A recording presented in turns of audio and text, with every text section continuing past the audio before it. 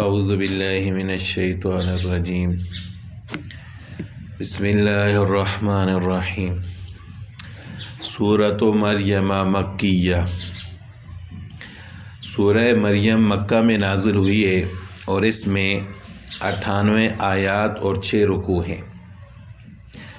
کاف ہا یا عین صاد، یہ حروف مقطعات میں سے ہے۔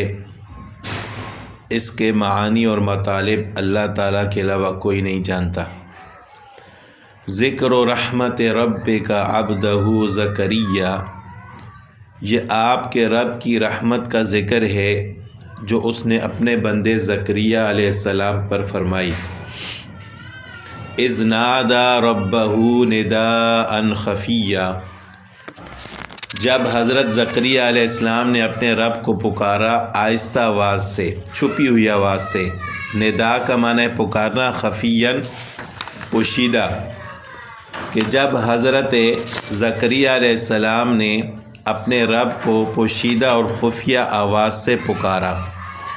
اس سے معلوم ہوا کہ دعا کا آہستہ اور خفیہ کرنا افضل ہے۔ حضرت سعد بن وقاص رضی اللہ تعالیٰ عنہ سے روایت ہے کہ رسول اللہ صلی اللہ علیہ وسلم نے فرمایا کہ سب سے بہترین ذکر خفی ہے، یعنی آہستہ آواز سے ذکر کرنا، اللہ کو پکارنا، یہ سب سے افضل ہے۔ اور بہترین رزق وہ ہے جو کافی ہو، یعنی انسان کی ضرورت کے لیے کافی ہو، نہ کم ہو نہ زیادہ۔ تو بہرحال انہی آداب کا خیال رکھتے ہوئے حضرت زکریا علیہ السلام نے اپنے رب کو پکارا، دعا فرمائی۔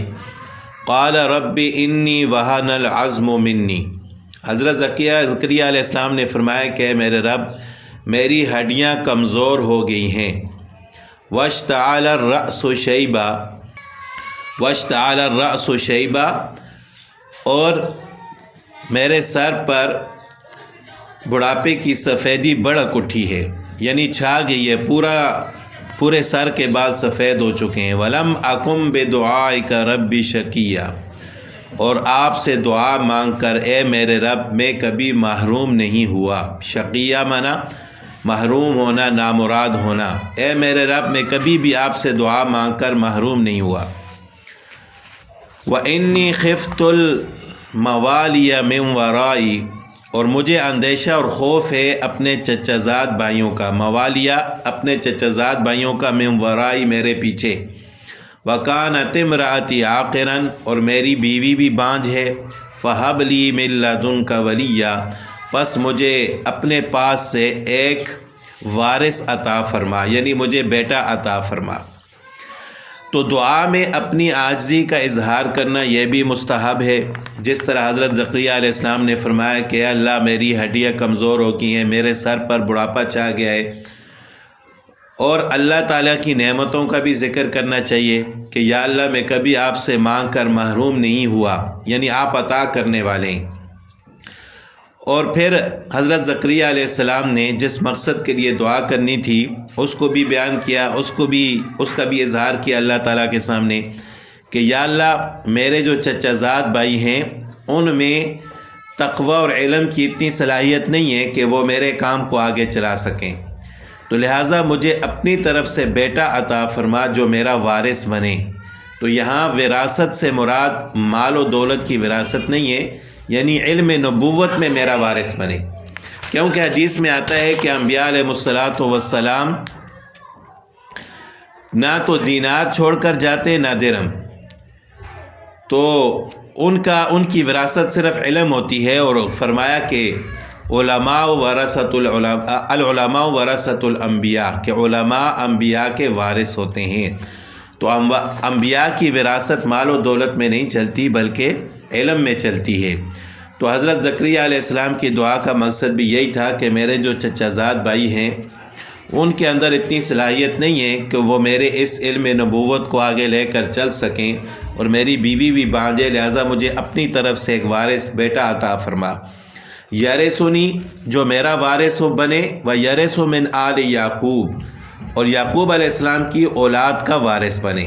اب یہاں سے بھی یہ بات ظاہر ہوتی ہے کہ یہاں مال و دولت کی وراثت مراد نہیں ہے، ورنہ حضرت زکریا علیہ السلام کے جو بیٹے یحییٰ علیہ السلام تھے، اس دعا کی وجہ سے اللہ تعالیٰ نے ان کو عطا فرمائے تھے، وہ حضرت یعقوب علیہ السلام کی اولاد کے وارث کیسے بن سکتے تھے اگر مال و دولت کی وراثت مراد ہوتی؟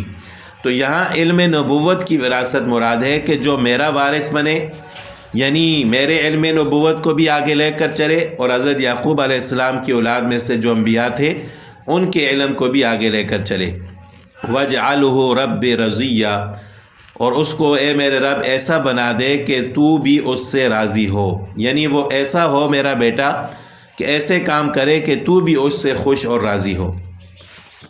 اب حضرت زکریا علیہ السلام کی اس دعا کا جواب اللہ تعالیٰ نے دیا اور اس دعا کو قبول فرمایا کہ یا زکریا، اے زکریا، انا نبشرک بغلام، بے شک ہم آپ کو خوشخبری سناتے ہیں ایک لڑکے کی، بغلام اسمہ یحییٰ، جس کا نام یحییٰ ہوگا، یعنی اللہ تعالیٰ نے بیٹا دینے کی خوشخبری بھی دی اور نام بھی خود تجویز فرمایا کہ اس کا نام یحییٰ ہوگا، اور فرمایا کہ لم نجعل لہ من قبل سمیہ، اس سے پہلے ہم نے یہ نام کسی کا بھی نہیں رکھا، یعنی ایسے اس نام کا اس سے پہلے دنیا میں کوئی انسان نہیں آیا، تو ہم نے اس کو ایک انفرادی نام بھی اپنی طرف سے عطا فرما دیا۔ اب بحیثیت انسان ظاہر ہے کوئی ایسا کام ہو جو انسان کی عقل میں نہ آئے تو انسان کو اس پر تعجب ہوتا ہے۔ اب حضرت زکریا علیہ السلام نے اللہ تعالیٰ کی قدرت پر اور اللہ تعالیٰ کی عطا پر یقین رکھتے ہوئے اللہ تعالیٰ سے دعا تو فرمائی کہ میں بوڑھا ہوں، میری بیوی بانجھ ہے، لیکن مجھے بیٹا عطا فرما جو میرا وارث بنے۔ تو جب اللہ تعالیٰ نے بیٹے کی خوشخبری دی تو بحیثیت انسان حضرت زکریا علیہ السلام کو تعجب ہوا اور فرمایا کہ قال رب انا یکون لی غلام، اے میرے رب کیسے مجھے آپ بیٹا عطا فرمائیں گے؟ انا یکون لی غلام، یعنی میرے ہاں کیسے بیٹا پیدا ہوگا؟ وکانت امراتی عاقرا، جبکہ میری بیوی تو بانجھ ہے، وقد بلغت من الکبر عتیہ، جبکہ میں بوڑھا ہو گیا ہوں، یہاں تک کہ میں سکڑ گیا ہوں، بڑھاپے کی وجہ سے سکڑ گیا ہوں۔